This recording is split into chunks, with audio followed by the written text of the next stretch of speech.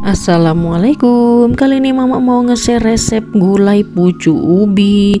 Resep turunan dari mamanya mama yang rasanya gak kalah nikmat dari restoran Padang terkenal. Tapi sebelumnya jangan lupa like and subscribe agar mama tetap semangat men-share resep-resep yang sudah diuji coba. Kalau sudah, terima kasih banyak. Mari kita lanjut memasak.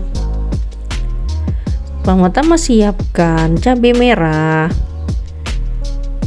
bawang merah ukuran sedang ya, lalu bawang putih, jahe, kunyit, lalu blender dengan air sampai halus. Jangan lupa teri belah disiapkan sama santan instan, mau pakai yang alami juga boleh.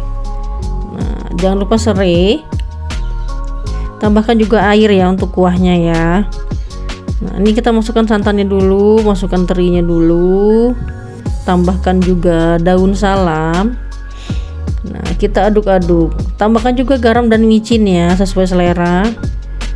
Nah, kita siapkan daun singkong yang muda ya, yang di pucuk atasnya itu. Nah, kalau sudah mendidih baru kita masukkan daun singkongnya. Kita aduk-aduk. Kalau nggak bisa pakai kuali yang kecil, pakai kuali yang besar. Nah, ini kita aduk-aduk sampai semua terendam ya. Lalu kita masak perlahan. Kalau sudah mendidih kita aduk-aduk terus agar santannya tidak pecah, tapi jangan terlalu kuat-kuat aduknya, pinggir-pinggirnya aja. Ini kita cicip rasa, kalau masih ada yang kurang ditambah.